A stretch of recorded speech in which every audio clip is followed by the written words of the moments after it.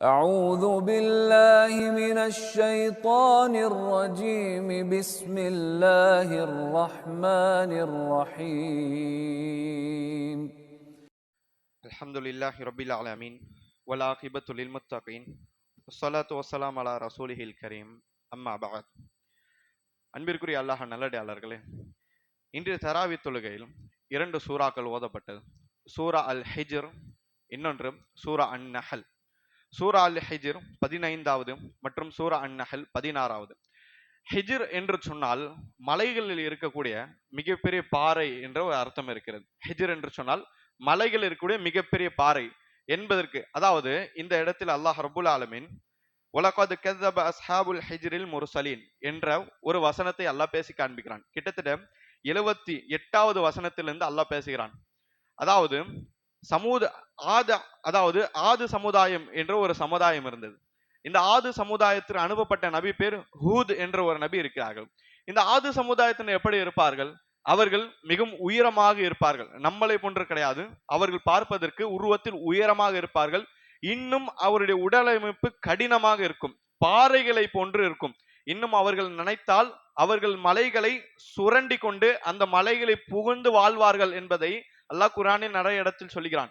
எனவே மனித சமுதாயத்துடைய இந்த பிறகுகளில் அல்லாஹ் ரப்புல் ஆலமீன் மிகவும் பலத்தை கொடுத்து சோதிக்கப்பட்ட ஒரு சமுதாயம் ஆது சமுதாயம். இந்த ஆது சமுதாயம் அவர்கள் அனுப்பப்பட்ட ஹூத் என்ற நபியை மறுத்தார்கள். மறுத்ததன் காரணமாக அல்லாஹ் ரப்புல் ஆலமீன் மிகப்பெரிய அதாபை கொண்டு மிகப்பெரிய காற்றை வைத்து அவர்களை அழித்து விட்டான், புயலை வைத்து அழித்து விட்டான் என்ற செய்தியை பார்க்கலாம். இவர்களுக்கு பின்னால் இதே மாதிரி சமுதாயத்தை அல்லாஹ் திரும்ப எழுப்புகிறான். இந்த சமுதாயத்து பேர் ஆது சமுதாயம். இதற்கு பின்னால் வரக்கூடிய சமுதாயத்து பேர் சமூது சமுதாயம் என்ற பெயர் இருக்கிறது. இந்த சமூது சமுதாயத்திற்கும் அல்லாஹ் சாலிஹ் அலைஹிஸ்ஸலாம் என்று சொல்லக்கூடிய ஒரு நபியை அனுப்பி வைத்தான். சாலிஹ் அலைஹிஸ்ஸலாம் அவர்கள் தாவத் செய்கிறார்கள். அவருடைய தாவாவை ஒரு சில மனிதத்தை தாண்டி மீது அனைவரும் மறுத்தார்கள் என்பதை பார்த்துள்ளோம். இவர்களை அல்லாஹ் ரப்புல் ஆலமீன் மிகப்பெரிய சப்தத்தை வைத்து அல்லாஹ் அழித்தான் என்பதை பார்த்துள்ளோம். இதற்கு முன்னால் ஆது சமுதாயம் இவர்களை போன்று இருந்தார்கள். ஆனால் அவர்களை அல்லாஹ் காற்றை வைத்து அழித்தான். இவர்களை சமூது சமுதாயத்தை அல்லாஹ் ரப்புல் ஆலமீன் ஒலி சவுண்டை வைத்து அழித்தான் என்பதை நாம் பார்த்து கொள்ளலாம். அன்பிற்குரிய அல்லாஹ் நல்லடியார்களே, இன்று விஞ்ஞானம் வளர்ந்த இந்த காலத்தில் சவுண்டு, அதாவது ஒலிக்கு ஒரு ஃப்ரீக்வன்சி இருக்கிறது, ஒரு அளவுகோல் இருக்கிறது. அந்த அளவுகோல் தாண்டினால், அது ஒரு டெசிமல் அளவு இருக்கிறது, இந்த அளவுகோல் தாண்டினால் மனித காதுகளை அது பாதிப்படைய செய்யும். இன்னும் கண்ணாடி போன்ற பொருட்களை இந்த சப்தம் உடைத்து விடும் என்பதை தற்காலத்தில் கண்டுபிடித்து இருக்கிறார்கள். ஆனால் அல்லாஹ் ரப்புல் ஆலமீன் சப்தத்தை கொண்டு, ஒளியை கொண்டு ஒரு சமுதாயத்தை அழைத்தான் என்பதை 1400 வருஷத்துக்கு முன்னால் குர்ஆனில் அல்லாஹ் சொல்லிவிட்டான் என்பதை. எனவே அன்பிற்குரிய சகோதரர்களே, குர்ஆனில் அல்லாஹ் ரப்புல் ஆலமீன் சயின்டிபிக்கான விஞ்ஞானமான நிறைய விஷயத்தை எல்லாம் பேசியிருக்கான் என்பதை நாம் பார்க்க முடியும். எனவே அதாவது அல்லாஹ் கூறுகிறான், இன்ன ஃபீ ذلك வலகத் கஸப அஸ்ஹாபுல் ஹிஜ்ரில் முர்சலீன், நிச்சயமாக அஸ்ஹாபுல் ஹிஜ்ர் பாறை சகோதரர்கள் அவர்கள் அனுப்பப்பட்ட நபிமார்களை மறுத்தார்கள் என்பதை அல்லாஹ் பேசுகிறான். பாறை சகோதரர் என்றால் இந்த சமூகத்துடைய கூட்டத்தை தான் நல்லா பேசுகிறான். அவர்களை பார்ப்பதற்கு பாறை போன்று ஒரு வித்தியாசமான உருவத்தில் மிகவும் பலமான ஒரு மனிதராக இருப்பார்கள். இன்னும் அல்லாஹ் பேசும் எப்படி சொல்கிறான், அவர்கள் நினைத்தால் மலைகளை சுரண்டுவார்கள், சுரண்டி அந்த மலையிற்குள்ளே அவர்கள் சந்தோஷமாக வாழ்வார்கள் என்பதையும் அல்லாஹ் சொல்லி காண்கிறான். இப்படிப்பட்ட பலமான ஒரு சமுதாயத்தை வெறு காற்றை கொண்டு அழித்தான் என்பதை நாம் பார்த்துலாம். இந்த இடத்துல கவனிக்கக்கூடிய ஒரு சின்ன விஷயம் என்னென்றால், அல்லாஹ் என்ன சொல்கிறான், வலகத் கஸப அஸ்ஹாபுல் ஹிஜ்ரில் முர்சலீன், பாறை சகோதரர்கள் நபிமார்களை மறுத்தார்கள் என்று அல்லாஹ் சொல்லி காண்பிக்கிறான். ஆனால் இந்த பாறை சகோதரர்கள் சொல்லப்படக்கூடிய சமூக சமுதாயத்தை எத்தனை நபி அல்லாஹ் அனுப்பி வைத்தான்? ஒரே ஒரு நபி, சாலிஹ் அலைஹிஸ்ஸலாம் என சொல்லக்கூடிய ஒரே நபியை தான் அனுப்பி வைத்தான். அந்த ஒரு நபியை தான் இவர் மறுத்தார்கள். அல்லாஹ் பேசும் பொழுது பன்மையில் பேசுகிறான். நபிமார்களை மறுத்தார்கள் என்பதை அல்லாஹ் பேசுகிறான். ஆனால் அவர்கள் மறுத்தோ ஒரு நபியை தான். அதற்கு மேல் நபியை வரவில்லை. அதற்கு மேல் அழிவு வந்து அழிந்து விட்டார்கள். அதற்கு பின்பாக இருக்கிற சமுதாயம் பிறந்தது. அல்லாஹ் ரப்புல் ஆலமீன் இப்படி பேசக்கூடிய அர்த்தம், அவர்கள் ஒரு நபியை மறுத்து அல்லாஹ் பல நபிமார்களை மறுத்தான் என சொல்லக்கூடிய அர்த்தம் என்ன தெரியுமா? ஒரு நபியை மறுப்பது அனைத்து நபியா மறுப்பதற்கு சமம். ஒரு நபியை மறுத்தால் அனைத்து நபிமாரும் மறுப்பதற்கு சமம். ஏன்? அனைத்து நபிமார்களும் சொல்ல வரக்கூடிய சொல் ஒரே சொல் தான். அல்லாஹ் குர்ஆன் சொல்லி காண்கிறான், வலகத் பஅஸ்னா ஃபீ குல்லி உம்மத்தின் ரசூலா அனி அபுதுல்லாஹ் வஜ்தனிபுத் தாகூத், நாங்கள் ஒவ்வொரு சமுதாயத்திலும் ஒவ்வொரு கூட்டத்திற்கும் ஒரு நபியை அனுப்பி வைத்தோம். எதற்காக? அல்லாஹ் வணங்குங்கள், சிலையை தூக்கி போடுங்கள் என்று சொல்வதற்காக மட்டும். அல்லாஹ்வை வணங்குங்கள், சிலையை தூக்கி போடுங்கள் என்று சொல்வதற்காக மட்டும் ஒவ்வொரு சமுதாயத்தையும் நபிமார்கள் அனுப்பி வைத்தோம் என்று சொல்கிறான். ஆக நபிமார்கள் வந்த நோக்கம் என்ன? அல்லாஹ்வை மட்டும் வணங்குங்கள், தௌஹீதை மட்டும் மேற்கொள்ளுங்கள், ஷிர்கை விட்டு விடுங்கள் என்று சொல்வதற்காக எல்லா நபிமார்களும் வந்தார்கள். எல்லா நபிமாருடைய மெயினான நோக்கம் இதுதான்.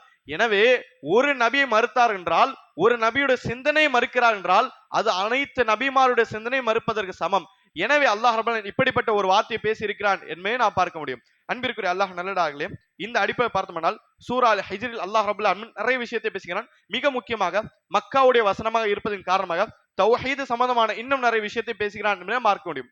16வது சூறாக அல்லாஹ் ரப்பல் சூரா அன்-நஹ்லை இறக்குகிறான்.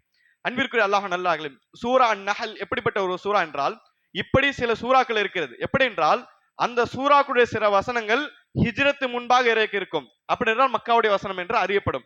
சில வசனங்கள் ஒரே சூறாவுடைய சில வசனங்கள் ஹிஜ்ரத்துக்கு பின்பாக இறங்கி இருக்கும். அப்படி மதீனாவுடைய வசனங்கள் என்று சொல்லுவோம். இப்படிப்பட்ட சூறாக்குடைய ஒரு சூறா தான் சூரா அன்-நஹல். சூரா அன்-நஹலுடைய சில வசனங்கள் ஹிஜ்ரத்து முன்பாகவும் சில வசனங்கள் ஹிஜ்ரத்துக்கு பின்பாகவும் இறங்கும். அன்பிற்குரிய அல்லாஹ் நல்லதாகலே, வஹீயுடைய தொடர்புகள் எப்படி இருக்கு என்றால், ஒரு சூறா இறங்கி என்றால் அந்த சூறா ஒரேடியா முடிய வேண்டும் என்பதே அர்த்தம் கிடையாது. அல்லாஹ் தேவைப்படும் பொழுது ஒரு சூறாக்கள் இருக்கக்கூடிய சில வசனங்களை அல்லாஹ் இறக்குவான், சில ஆயத்துக்களை இறக்குவான். அதற்கு பின்பாக வேறு ஒரு சூறாக்கள் இருக்கக்கூடிய ஆயத்துக்களை அல்லாஹ் இறக்குவான். ஏன்? அந்த தேவை நபிக்கு இருக்கும், அந்த தேவை ரசூல் இருக்கும். இப்படி அல்லாஹ் மாற்றி மாற்றி வஹ்யை கலந்து கலந்து அனுப்புவான். ஆனால் ரசூலுல்லாஹி ஸல்லல்லாஹு அலைஹி வஸல்லம் அவர்கள் சஹாபாக்களுக்கு எப்படி உத்தரவிட்டார்கள், எந்த வசனத்தை, எந்த ஆயத்தை, எந்த சூறாவில் வைக்க வேண்டும் என்பதை ரசூல் அவர்கள் தெள்ள தெளிவாக சொன்னார்கள். சில நேரத்தில் சம்பந்தமான விஷயங்கள் இறங்கி கொண்டிருக்கும், அதே சமயம் பத்ர் யுத்தத்துடைய விஷயங்களும் இறங்கி இருக்கும். அதே சமயம் சில நாட்கள் பிறகாக மக்கா சம்பந்தமான சில விஷயங்களும் அல்லாஹ் இறக்கி இருப்பான். இது வெவ்வேறு சூறாக்கள் இருக்கக்கூடிய விஷயங்கள். அதை ரசூலுல்லாஹி ஸல்லல்லாஹு அலைஹி வஸல்லம் அவர்கள் இதை இந்த வசனங்களை இந்த சூறாவில் வையுங்கள், இந்த ஆயத்தை அந்த சூறாவில் வையுங்கள் என்று ரசூலுல்லாஹ் அவர்கள் சரியான விஷயத்தை பிரித்தார்கள் என்பதை நாம் பார்த்துள்ளோம். எனவே வசனங்கள் தனித்தனி நேரத்தில் இறங்கி இருந்தாலும் சரி, இதுவெல்லாம் அதாவது மக்கா மற்றும் மதீனாவுடைய சூறாக்கள் என்ற பெயரால் பிரிக்கப்படுகிறது என்பதை நாம் பார்த்துள்ளோம். மக்காவுடைய சூறாக்கள் என்று சொன்ன பொழுது மக்காவில் இறங்கியது என்ற அர்த்தம் கிடையாது. ஹிஜ்ரத்துக்கு முன்பாக இறங்கியது, ஹிஜ்ரத்துக்கு பின்பாக இறங்கியது என்பதை நாம் பார்த்துக் கொள்ள வேண்டும். அன்பிற்குரிய அல்லாஹ் நல்லதாகலே, அந்நஹல் என்று சொன்னால், நஹல் என்ற பெயர் தான் சூறாக்கு இருக்கிறது. நஹல் என்று சொன்னால் தேனி என்பது அர்த்தம். ஹனீபி என்று சொல்வார்கள், தேனி என்று அர்த்தம் இருக்கிறது. எதற்காக இந்த சூறாக்கு இந்த பெயர் வந்தது? அல்லாஹ் ரப்பல் ஆலமீன் இந்த சூறாவின் நடுவில் தேனியை பற்றி அல்லாஹ் பேசுகிறான். ஃபௌஹா இலா ரப்பிக் இலா நஹ்லி அன் தக்தி மினல் ஜிபாலி புயூதா வ மின் ஷஜரி வ மா யரிஷூன். அல்லாஹ் சொல்லி காண்பிக்கிறான், அல்லாஹ் ரப்பல் நபியே, உன்னுடைய இறைவன் தேனியுடைய உள்ளத்தில் ஒரு பேச்சை போட்டான். அவுஹா என்றால் வஹி அளித்தா என்று சொல்லக்கூடாது. வஹி என்பது நபிமார்கள் வர வேண்டியது. இந்த இடத்தில் எப்படி மொழிபெயர்க்க வேண்டும்? அல்லாஹ் ரப்பல் ஆலமீன் தேனியுடைய உள்ளத்தில் ஒரு பேச்சை போட்டான். எப்படிப்பட்ட பேச்சை போட்டான்?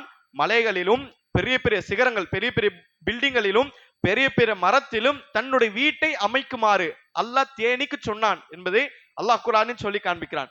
அன்பிற்குரிய அல்லாஹ் நல்லதாகலே, நன்றாக பார்த்தமானால், அதாவது எந்த ஒரு விஷயம் கீழே இருந்து மேலே ஓங்கி போகிறதோ அதுதான் நிலையாக இருக்கும். இப்பதான் பில்டிங் நாம் கட்டுகிறோம், கீழே இருந்து மேலே ஓங்கக்கூடிய வகையில் பில்டிங்கை கட்டுகிறோம், அது நிலையாக இருக்க வேண்டும் என்று. கிராவிட்டியும் அப்படிதான் இருக்கிறது. அல்லாஹ் ரப்புல் ஆலமீன் தேனிக்கு எப்படிப்பட்ட வீட்டை கட்டி அமைக்க வேண்டும் என்று சொல்லி காண்பிக்கிறான். சுப்ஹானல்லாஹ், அது கிராவிட்டிக்கு, அந்த புவியீர்ப்பு சக்திக்கு உல்டாவாக தன்னுடைய வீட்டை கட்டுகிறது. ஆனால் அந்த வீடும் சுப்ஹானல்லாஹ் நிலையாக நிற்கிறது. எந்த இடத்திலும் இப்படி பார்க்க முடியாது. தேனி தன்னுடைய வீட்டை உயரத்தில் கட்டியது, ஆனால் பேலன்ஸ் இல்லாமல் கீழே இருந்து விழுந்து விட்டது என்ற வரலாற்றை பார்க்க முடியாது. மனிதர்களாக புகை போட்டு மனிதர்களாக அறுத்தாத கீழே விழும். ஆனால் இயற்கையாக தேனி தன்னுடைய வீட்டை கட்டும் பொழுது ஒரு பொழுதும் விழாது. ஆனால் நாம் பார்த்தோம்னால் இயற்கைக்கு மாறாக இருக்கும், கிராவிட்டிக்கு அப்படியே ஆப்போசிட்டாக இருக்கும். குவியீர்ப்பு சக்தி இல்ல, ஒரு பொருளை கீழே போட்டால் கீழே விழும், இதுதான் குவியீர்ப்பு சக்தி. ஆனால் அல்லாஹ் ரப்புல் ஆலமீன் தேனிக்கு எப்படி வீட்டை கட்ட வேண்டும் சொல்லி தருகிறான். இந்த இயற்கைக்கு மாறான ஒரு விஷயத்தை செய்யுமாறு அல்லாஹ் சொல்லி காண்பிக்கிறான். அதுவும் அப்படியே தன்னோட வீட்டை கட்டுகிறது. அந்த வீட்டை நம்முடைய கண்ணால் பார்க்கிறோம். சுப்ஹானல்லாஹ். அன்பிற்குரிய அல்லாஹ் நல்லடியார்களே, இதுதான் ஃபித்ரா, இதுதான் இயற்கை. அல்லாஹ் ரப்புல் ஆலமீன் இயற்கையில் நிறைய அத்தாட்சிகளை வைத்திருப்பான். அது மலைகளாக இருக்கட்டும், மலை சிகரங்களாக இருக்கட்டும், பெரிய பெரிய பில்டிங்காக இருக்கட்டும், இப்படிப்பட்ட தேனி பூச்சிகளாக இருக்கட்டும், மிருகங்களாக இருக்கட்டும், ஏன் சின்ன நாய் அல்லது பூனையாக இருக்கட்டும், இப்படிப்பட்ட விஷயத்திலும் அல்லாஹ் நிறைய படிப்பினைகளை நமக்கு வைத்திருக்கிறான். இந்த படிப்பினைகளை எதற்கு? அல்லாஹ் என்ற ஒரு படைப்பாளன் இருக்கிறான், இவன் தான் அனைத்தையும் படைத்திருக்கிறான் என்பதை நாம் கண்டு கொள்வதற்காக. எந்த இறை, அதாவது உலகத்தில் ஆயிரக்கணக்கான இறைவேதம் இருக்கிறது என்று சொல்லி காண்பிக்கிறார்களே, நமக்கு இறைவேதம் கிடையாது. அவர்கள் சொல்கிறார்கள் எந்த இறைவேதத்தில் இப்படிப்பட்ட தேனி சம்பந்தப்பட்ட விஷயத்தையும் இயற்கைக்கு மாறான விஷயத்தை இறைவன் படைத்திருக்கிறான் என்பதையும் எந்த இடத்துல நாம் பார்க்க முடியும்? குரான் ஒரே புத்தகம் இப்படிப்பட்ட விஷயத்தை சொல்லி காண்பிக்கிறது. ஏன் தேனி சின்ன பூச்சி, ஒரு விரலுடைய கால் பகுதி தான் இருக்கும். அதே அளவு இருக்கக்கூடிய சிலந்தியை பற்றியும் அல்லாஹ் குரானில் சொல்லுகிறான். சிலந்தியை நாம் கண்டே கொள்ள மாட்டோம், அதை அப்படியே பெருக்கி விட்டு போயிடும். அந்த சிலந்தியையும் ஒரு உதாரணம் சொல்லி சிலந்தியோட பெயரை வைத்து ஒரு சூறாவையும் அல்லாஹ் இறக்க காண்பிக்கிறான். அன்பிற்குரிய அல்லாஹ் நல்லா, இதுதான் குரானுடைய சிறப்பு. நாம் நன்றாக மூளை அலசி ஆராய்ந்து சிந்தித்தோமானால் பேஜுக்கு பேஜ் வசனக்கு வசனம் நிறைய படிப்பினை நமக்கு கிடைக்கும் என்பதை நாம் பார்த்துள்ளலாம். அன்பிற்குரிய அல்லாஹ் நல்லடாகலே, இப்படி தேனியுடைய ஒரு சின்ன விஷயத்தை அல்லாஹ் சொல்லி காண்பிப்பதன் காரணமாக இந்த சூறாக்கு தேனி என்ற பெயரை வைத்திருக்கிறான். மாறாக இன்னொரு பக்கத்தில் பார்த்தோம்னால், பொதுவாகவே குரானில் 114 சூறாக்கள் இருக்கிறார். 114 சூறாக்களில் நமக்காக அல்லாஹ் அருளப்பட்ட நியமத்தில் அல்லாஹ் அதிகமாக பேசியிருப்ப சூரா நஹல். நீங்கள் குரானை எடுத்து சூரா நஹலை எடுத்து படித்தீர்கள் என்றால் ஒரு மணி நேரத்தில் தமிழகத்தை முழுவதும் கம்ப்ளீட் செய்து விடலாம். இப்படி சூரத்து நஹலை படித்தோம்னால் அல்லாஹ் கொடுத்துற நிறைய நியமத்தில் பார்க்கலாம். நிறைய நியமத்தை என்றால் நம்முடைய வாகனத்திலிருந்து, நம்முடைய உணவிலிருந்து, நம்முடைய வீடிலிருந்து, நம்முடைய உடையிலிருந்து, ஏன் நம்முடைய உடம்பு வரை அல்லாஹ் பேசி காண்பிக்கிறான். இதை தாண்டி நாம் பயன்படுத்தக்கூடிய உலகளாவிய விஷயங்களை பற்றியும் அல்லாஹ் நிறைய பேசுகிறான். இப்படி நியமத்துகளை, நிறைய அருட்கொடைகளை பற்றி அல்லாஹ் பேசுகிறான். அருட்கொடையில என்ன? இந்த உலகத்தில் எதுவெல்லாம் வாழ்வதற்கு நமக்கு பயன் பெறுகிறதோ, அல்லது மறுமையில் எதுவெல்லாம் நரகத்தினு காப்பாதுவதற்கு நம்ம உதவுகிறதோ, இது அனைத்தும் நியமத். நாம் செய்யக்கூடிய நன்மைகளும் சில நியமத்துகள் தான். இது எல்லாமே இப்படிப்பட்ட நியமத்தை பற்றி அல்லாஹ் இந்த சூறாவில் பேசுகிறான் என்று நான் பார்க்க முடியும். அன்பிற்குரிய அல்லாஹ் நல்லடியார்களே, கடைசியாக நியமத்துகளை நாம் தாண்டி சூரா நஹலுடைய மத்திய பகுதியில் நடுவில் அல்லாஹ் ஒரு வசனத்தை சொல்லி காண்பிக்கிறான். இன்னல்லாஹ் யஅமுரு பில் அத்லி வல் இஹ்சான் வ ஈதாஇல் குர்பா. அதாவது நாம் பார்த்துள்ளோம், கிட்டத்தட்ட 90வது வசனத்தில் அல்லாஹ் சொல்லி காண்பிக்கிறான். இந்த வசனத்தை நாம் குறிப்பாக ஜும்மாவுடைய 2வது கடைசியாக கேட்டிருப்போம். நிறைய ஹதீஸில் ரசூலா ஓரி உள்ளார்கள் என்பதற்காக ஜும்மாவில் ஓதப்படுகிறது. இந்த வசனம் நிறைய இடத்துக்கு இருக்கும். இன்னல்லாஹ் யஅமுரு பில் அத்லி வல் இஹ்சான். நிச்சயமாக அல்லாஹ் ரப்பல் ஆலமீன் யஅமுருக்கும், உங்களுக்கு கட்டளை இடுகிறான். உங்களுக்கு என்றால் நம் அனைவருக்கும். நிச்சயமாக அல்லாஹ் உங்களுக்கு கட்டளையிடுகிறான். பில் அத்ல், நீதியும் நேர்மையாக நடக்க வேண்டும் என்பதை அல்லாஹ் கட்டளை இடுகிறான், அல்லாஹ் கூறுகிறான். அன்பிற்குரிய அல்லாஹ் நல்லதாகலே, நிறைய கட்டளை குரானில் பார்க்கலாம். தொழுகை ஒரு கட்டளை, குரானை ஓத வேண்டும் ஒரு கட்டளை, ஜக்காத் கொடுக்க வேண்டும் ஒரு கட்டளை, அத்தாமாக்கு உபகாரம் செய்ய வேண்டும் ஒரு கட்டளை, பெரியவர்களை மதிக்க வேண்டும் என்பதே அல்லாஹ்வுடைய கட்டளை. இப்படி கட்டளைகள் சார்ந்து வரக்கூடிய விஷயங்களில் அல்லாஹ் என்ன சொல்கிறான்? நீதியாக நடங்கள் என்பதை அல்லாஹ் சொல்லி காண்பிக்கிறான். நீதியும் ஒரு கட்டளை, நேர்மையாக இருக்க வேண்டும் என்பதே ஒரு கட்டளை. எந்த இடத்தில் நாம் நேர்மை கடைபிடிக்காமல் அநீதியை கடைபிடிக்கிறோமோ அல்லாஹ்வுடைய கட்டளைக்கு மாறு செய்கிறோம். அல்லாஹ்வுடைய கட்டளைக்கு மாறு செய்கிறோம் என்றால் அல்லாஹ்வை எதிர்க்கிறோம் என்ற ஒரு அர்த்தம். ஒரு மனிதன் உலகத்தில் அல்லாஹ்வுடைய கட்டளையை எதிர்த்து நிம்மதியாக வாழ முடியுமா? அல்லது அப்படி நிம்மதியாக வாழ்ந்து விட்டாலும் சரி, மறுமையில் அல்லாஹ்வை சந்திக்கும் பொழுது அவன் நிலைமை என்ன ஆகும் என்பதை நாம் சிந்தித்து பார்க்க வேண்டும். அன்பிற்குரிய அல்லாஹ் நல்லதாகவே, இந்த அல்லாஹ் ரப்புல் ஆலமீன் நீதியை நமக்கு கட்டளை இடுகிறானே, எல்லா இடத்திலும் மார்க்க நிறைய இடத்துல சொல்லி காண்பிக்கிறது. ரசூலுல்லாஹி ஸல்லல்லாஹு அலைஹி வஸல்லம் அவருடைய வாழ்க்கையுடைய ஒவ்வொரு நாளும் நீதி நேர்மையின் பக்கம் தான் போயிது. ஏன்?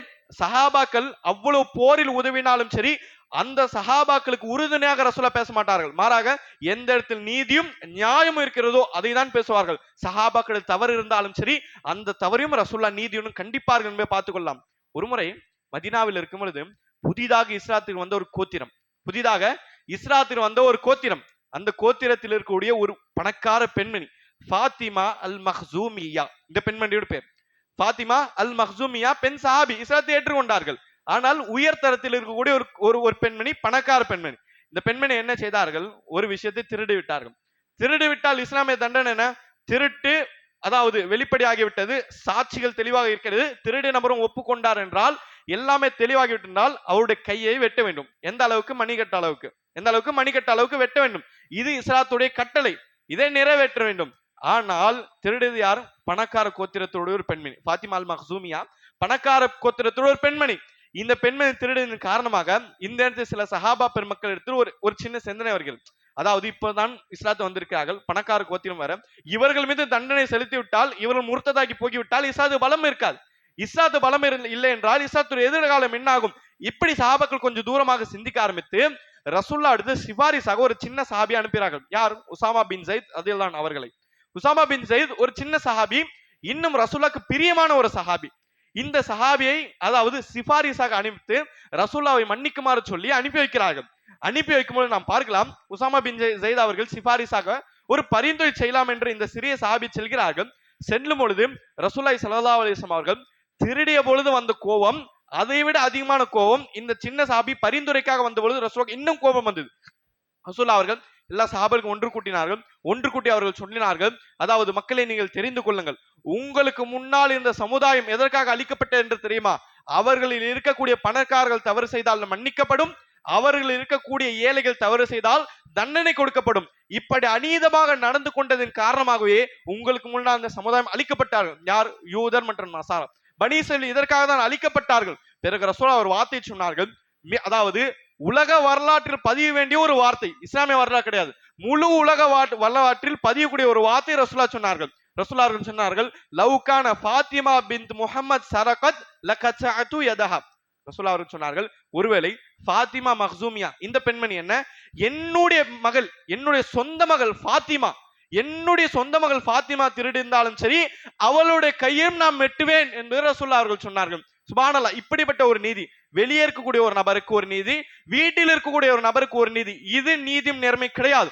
உலக மக்கள் எல்லோருக்கும் ஒரே நீதியாக இருக்க வேண்டும் என்பதுதான் மார்க்கம் சொல்லி தருகிறது. அன்பிற்கு அல்லாஹ் நல்ல, இன்று நான் நேர்மையாக இருக்கிறேன், நீதியாக நடக்கிறேன் என்று பெரிய பெரிய வசனங்களை நாம் பேசுவதை விட நடைமுறையில் கொண்டு வர வேண்டும். உலகத்தில் யாரிடத்தில் நீதியும் நேர்மையும் கிடைப்பது மிக கஷ்டம் என்று தெரியுமா? நம்முடைய எதிரிடத்தில். எதிரி இருக்கிறான், அவனிடத்தில் நேர்மையாக நடப்பது, எல்லா விஷயத்திலும் நேர்மையாக நடப்பது, இது மிகவும் கஷ்டமான ஒரு விஷயம். மனம் வெறுக்கக்கூடிய இடம் இந்த இடம் தான் என்பதை பார்த்துக் கொள்ளலாம். எதிரி இருக்கான், எதிரி என்ற இடத்தில் எதிரி, எல்லா இடத்திலும் எதிரி கிடையாது. ஏதாவது விஷயம் சண்டை இருக்கும், அந்த விஷயத்தை மட்டும் சண்டையை தவிர நம்முடைய மனம் எல்லா இடத்திலும் சண்டையை காண்பிக்கும், அப்படி கிடையாது. எந்த இடத்துல அவன் எதிரியோ அதே இடத்தில் மட்டும்தான் அவன் எதிரி. அதை தாண்டி மீத இடத்திலும் அவன் ஒரு மனிதன் அல்லது ஒரு முஸ்லிம் என்ற நிலைமையை கடைபிடிக்க வேண்டும். அன்பிற்குரிய அல்லாஹ் நல்லதாக, ஒரு சின்ன வரலாற்றுடன் இந்த உரை நாம் முடித்துக் கொள்ளலாம். ரசூலுல்லாஹி ஸல்லல்லாஹு அலைஹி வஸல்லம் அவர்களுக்கும் யூதர்களுக்கும் மத்தியில் ஒரு சின்ன ஒப்பந்தம், இந்த ஹைபர் என்ன சொல்லக்கூடிய சின்ன சலசலப்பு ஆகிவிட்டது.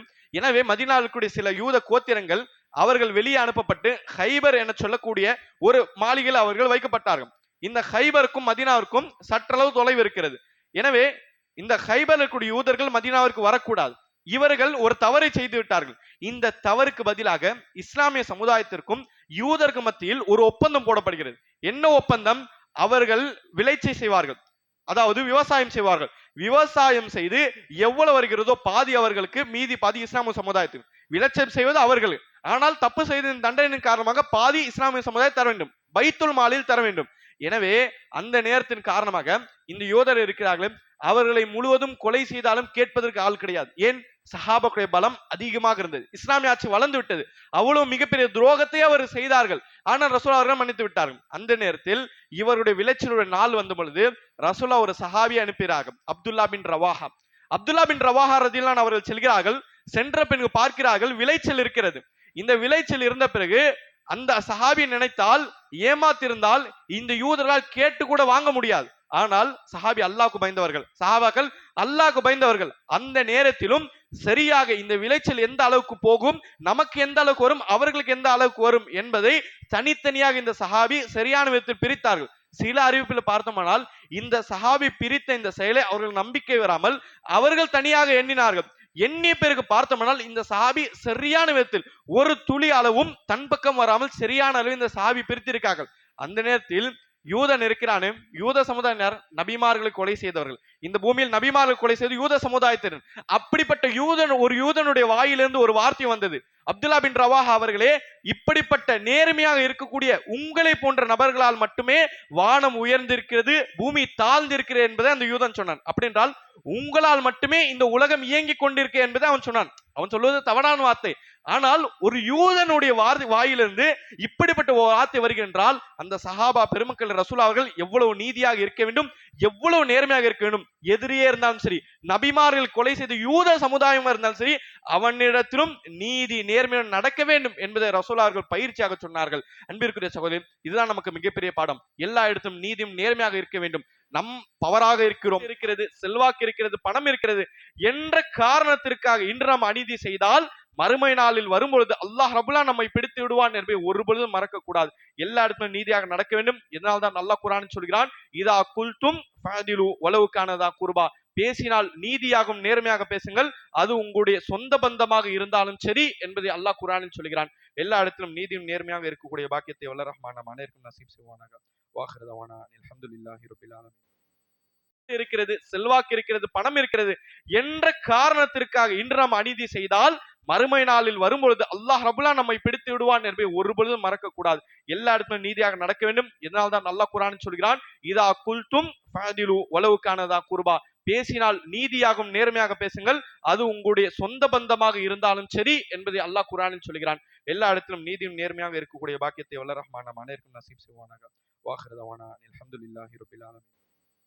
இருக்கிறது, செல்வாக்கு இருக்கிறது, பணம் இருக்கிறது என்ற காரணத்திற்காக இன்று நாம் அநீதி செய்தால் மறுமை நாளில் வரும்பொழுது அல்லாஹ் ரபுல்லா நம்மை பிடித்து விடுவான் என்பதை ஒருபொழுதும் மறக்க கூடாது. எல்லா இடத்திலும் நீதியாக நடக்க வேண்டும். இதனால்தான் அல்லாஹ் குர்ஆனில் சொல்கிறான், இதா குல்தும் ஃபஅதிலு வலவு கானதா குர்பா, பேசினால் நீதியாகும் நேர்மையாக பேசுங்கள், அது உங்களுடைய சொந்த பந்தமாக இருந்தாலும் சரி என்பதை அல்லாஹ் குர்ஆனில் சொல்கிறான். எல்லா இடத்திலும் நீதியும் நேர்மையாக இருக்கக்கூடிய பாக்கியத்தை வல்ல ரஹ்மான் நம் அனைவருக்கும் நசீப் செய்வானாக. வாஹிரு தவானா அல்ஹம்துலில்லாஹி ரப்பில் ஆலமீன். இருக்கிறது, செல்வாக்கு இருக்கிறது, பணம் இருக்கிறது என்ற காரணத்திற்காக இன்று நாம் அநீதி செய்தால் மறுமை நாளில் வரும்பொழுது அல்லாஹ் ரபுல்லா நம்மை பிடித்து விடுவான் என்பதை ஒருபொழுதும் மறக்க கூடாது. எல்லா இடத்திலும் நீதியாக நடக்க வேண்டும். இதனால்தான் அல்லாஹ் குர்ஆனில் சொல்கிறான், இதா குல்தும் ஃபஅதிலு வலவு கானதா குர்பா, பேசினால் நீதியாகும் நேர்மையாக பேசுங்கள், அது உங்களுடைய சொந்த பந்தமாக இருந்தாலும் சரி என்பதை அல்லாஹ் குர்ஆனில் சொல்கிறான். எல்லா இடத்திலும் நீதியும் நேர்மையாக இருக்கக்கூடிய பாக்கியத்தை வல்ல ரஹ்மான் நம் அனைவருக்கும் நசீப் செய்வானாக. வாஹிரு தவானா அல்ஹம்துலில்லாஹி ரப்பில் ஆலமீன். இருக்கிறது, செல்வாக்கு இருக்கிறது, பணம் இருக்கிறது என்ற காரணத்திற்காக இன்று நாம் அநீதி செய்தால் மறுமை நாளில் வரும்பொழுது அல்லாஹ் ரபுல்லா நம்மை பிடித்து விடுவான் என்பதை ஒருபொழுதும் மறக்க கூடாது. எல்லா இடத்திலும் நீதியாக நடக்க வேண்டும். இதனால்தான் அல்லாஹ் குர்ஆனில் சொல்கிறான், இதா குல்தும் ஃபஅதிலு வலவு கானதா குர்பா, பேசினால் நீதியாகும் நேர்மையாக பேசுங்கள், அது உங்களுடைய சொந்த பந்தமாக இருந்தாலும் சரி என்பதை அல்லாஹ் குர்ஆனில் சொல்கிறான். எல்லா இடத்திலும் நீதியும் நேர்மையாக இருக்கக்கூடிய பாக்கியத்தை வல்ல ரஹ்மான் நம் அனைவருக்கும் நசீப் செய்வானாக. வாஹிரு தவானா அல்ஹம்துலில்லாஹி ரப்பில் ஆலமீன். இருக்கிறது, செல்வாக்கு இருக்கிறது, பணம் இருக்கிறது என்ற காரணத்திற்காக இன்று நாம் அநீதி செய்தால் மறுமை நாளில் வரும்பொழுது அல்லாஹ் ரபுல்லா நம்மை பிடித்து விடுவான் என்பதை ஒருபொழுதும் மறக்க கூடாது. எல்லா இடத்திலும் நீதியாக நடக்க வேண்டும். இதனால்தான் அல்லாஹ் குர்ஆனில் சொல்கிறான், இதா குல்தும் ஃபஅதிலு வலவு கானதா குர்பா, பேசினால் நீதியாகும் நேர்மையாக பேசுங்கள், அது உங்களுடைய சொந்த பந்தமாக இருந்தாலும் சரி என்பதை அல்லாஹ் குர்ஆனில் சொல்கிறான். எல்லா இடத்திலும் நீதியும் நேர்மையாக இருக்கக்கூடிய பாக்கியத்தை வல்ல ரஹ்மான் நம் அனைவருக்கும் நசீப் செய்வானாக. வாஹிரு தவானா அல்ஹம்துலில்லாஹி ரப்பில் ஆலமீன். இருக்கிறது, செல்வாக்கு இருக்கிறது, பணம் இருக்கிறது என்ற காரணத்திற்காக இன்று நாம் அநீதி செய்தால் மறுமை நாளில் வரும்பொழுது அல்லாஹ் ரபுல்லா நம்மை பிடித்து விடுவான் என்பதை ஒருபொழுதும் மறக்க கூடாது. எல்லா இடத்திலும் நீதியாக நடக்க வேண்டும். இதனால்தான் அல்லாஹ் குர்ஆனில் சொல்கிறான், இதா குல்தும் ஃபஅதிலு வலவு கானதா குர்பா, பேசினால் நீதியாகும் நேர்மையாக பேசுங்கள், அது உங்களுடைய சொந்த பந்தமாக இருந்தாலும் சரி என்பதை அல்லாஹ் குர்ஆனில் சொல்கிறான். எல்லா இடத்திலும்